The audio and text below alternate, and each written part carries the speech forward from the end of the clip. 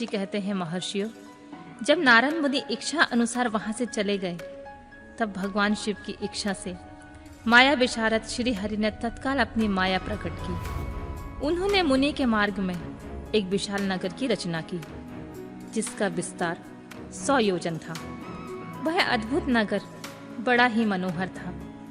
भगवान ने उसे अपने बैकुंठ लोक से भी अधिक रमणीय बनाया था। नाना प्रकार की वस्तुओं से उस नगर की शोभा बढ़ाती थी। वहां की स्त्रियों और पुरुषों के लिए बहुत से विहार स्थल थे। उस श्रेष्ठ नगर के चारों वर्णों के लोगों से भरा हुआ था। वहां शीलनिधि नामक ऐश्वर्यशाली राजा राज्य करते थे। वे अपनी पुत्री का स्वयंवर करने के लिए उद्यत थे। अतः उन्होंने महान उत्सव का आयोजन किया था। उनकी कन्या का वरण करने के लिए उत्सुक चारों दिशाओं से बहुत से राजकुमार पधारे थे, जो नाना प्रकार की वेशभूषा तथा सुंदर शोभा से प्रकाशित हो रहे थे। उन राजकुमारों से वह नगर भरा पूरा दिखाई देता था।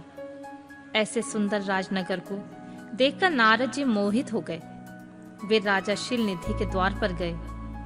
मुनि शिरोमणि नारद को आया हुआ देखकर महाराज शीलनिधि ने श्रेष्ठ रत्नमय सिंहासन पर बिठाकर उनका पूजन किया। तत्पश्चात अपनी सुंदर कन्या को, जिसका नाम श्रीमती था, बुलवाया और उससे नारद जी के चरणों में प्रणाम करवाया।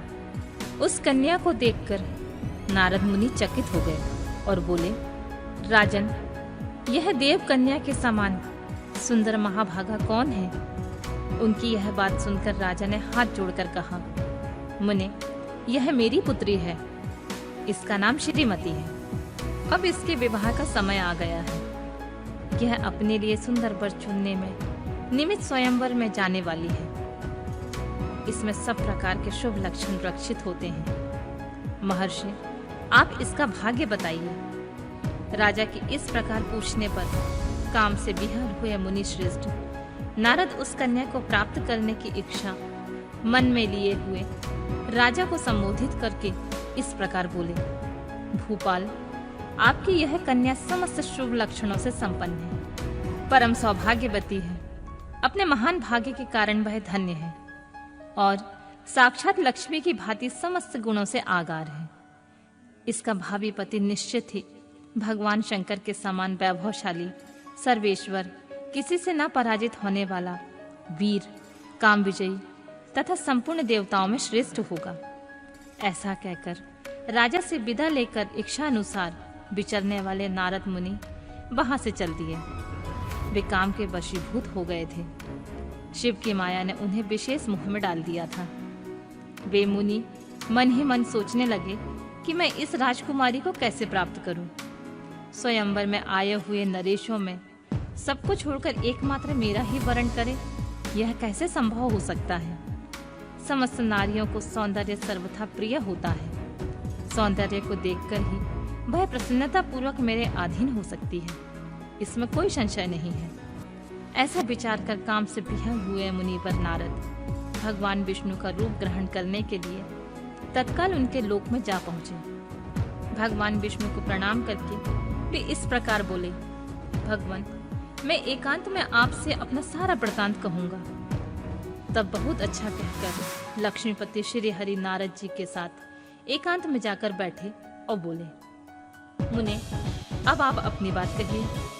तब नारद जी ने कहा, भगवान, आपके भक्त जो राजा शीलनिधि हैं, वे सदा धर्म के पालन में तत्पर रहते हैं। उनकी एक विशाल लोचना कन्या है, जो बहुत ही सुंदरी है। उसका नाम श्रीमती है। वह विश्व मोहिनी के रूप में विख्यात है और तीनों लोकों में सबसे अधिक सुंदर है। प्रभु, आज मैं शीघ्र ही उस कन्या से विवाह करना चाहता हूँ। राजा शीलनिधि ने अपनी पुत्री की इच्छा से स्वयंवर रचाया है, इसलिए चारों दिशाओं से वहां सहस्त्र राजकुमार पधारे हुए हैं। नाथ, मैं आपका प्रिय सेवक हूँ, अतः आप मुझे अपना स्वरूप दे दीजिए, जिससे राजकुमारी श्रीमती निश्चित ही मुझे वर ले। सूत जी कहते हैं, महर्षियों, नारद मुनि की ऐसी बात सुनकर भगवान मधुसूदन हंस पड़े और भगवान शंकर के प्रभाव का अनुभव करके उन दयालु प्रभु ने उन्हें इस प्रकार उत्तर दिया। भगवान विष्णु बोले, मुने, तुम अपने अभिष्ट स्थान को जाओ।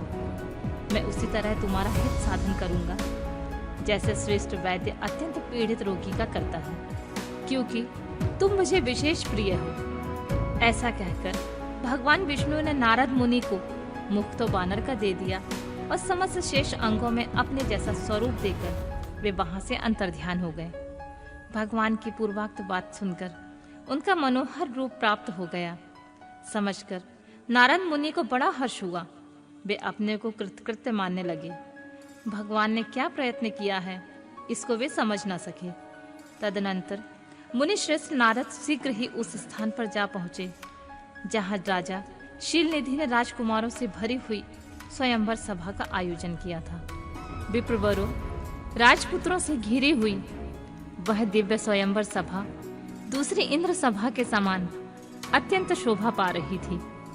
नारद जी उस राजसभा में जा बैठे और वहां बैठकर प्रसन्न मन से बार बार यही सोचने लगे कि मैं भगवान विष्णु के समान रूप धारण किए हुए हूँ, अतः वह राजकुमारी अवश्य ही मेरा वरण करेगी, दूसरे का नहीं। मुनि श्रेष्ठ नारद को यह ज्ञात नहीं था कि मेरा मुंह कितना कुरूप है। उस सभा में बैठे हुए सब मनुष्यों ने मुनि को उनके पूर्ण रूप में देखा था। राजकुमारी आदि कोई भी उनके रूप परिवर्तन के रहस्य को ना जान सके।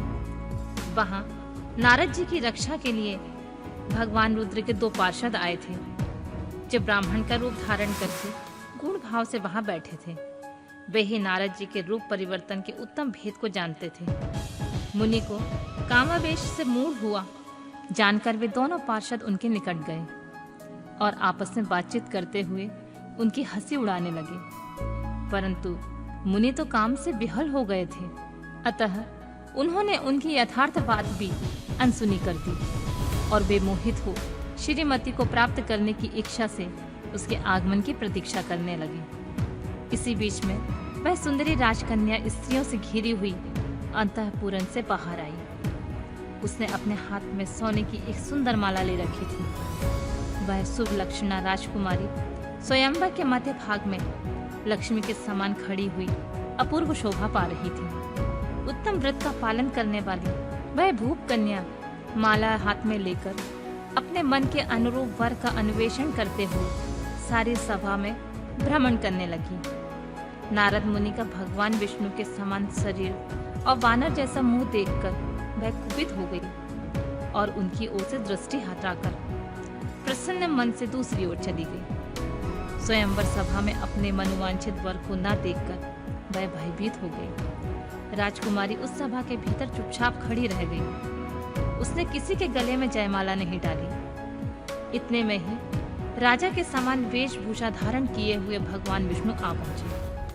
किन्हीं दूसरे लोगों ने उनको वहां नहीं देखा, केवल उस कन्या की दृष्टि उन पर पड़ी। भगवान को देखते ही उस परम सुंदरी राजकुमारी का मुख प्रसन्नता से खिल उठा। उसने तत्काल ही उनके कंठ में वह माला पहना दी।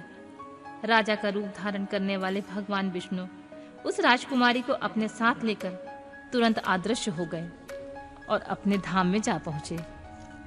उधर सब राजकुमार श्रीमती की ओर से निराश हो गए।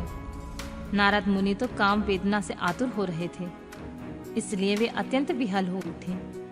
तब वे दोनों विप्र रूपधारी ज्ञान विशारद रुद्रगण काम विहल नारद जी से उसी क्षण बोले, हे नारद, हे मुने, तुम व्यर्थ ही काम से मोहित हो रहे हो और सौंदर्य के बल से राजकुमारी को पाना चाहते हो। अपना बानर के समान घृणित मुंह तो देख लो। सूत जी कहते हैं, महर्षियों, उन रुद्रगणों का यह वचन सुनकर नारद जी को बड़ा विस्मय हुआ और वे शिव की माया से मोहित थे। उन्होंने दर्पण में अपना मुख देख लिया। बानर के समान अपना मुंह देखकर वे तुरंत ही क्रोध से जल उठे और माया से मोहित होने के कारण उन दोनों शिव गणों को वहां से शाप देते हुए बोले, अरे, तुम दोनों ने मुझ ब्राह्मण का उपहास किया है, अतः तुम ब्राह्मण के वीर से उत्पन्न राक्षस हो जाओ। ब्राह्मण के संतान होने पर भी तुम्हारे आकार राक्षस के समान ही होंगे। इस प्रकार अपने लिए शाप सुनकर वे दोनों ज्ञान शिरोमणि शिवगण मुनि को मोहित जानकर कुछ नहीं बोले। ब्राह्मणों, वे सदा सब घटनाओं में भगवान शिव की इच्छा मानते थे। अतः उदासीन भाव से अपने स्थान को चले गए और भगवान शिव की स्तुति करने लगे।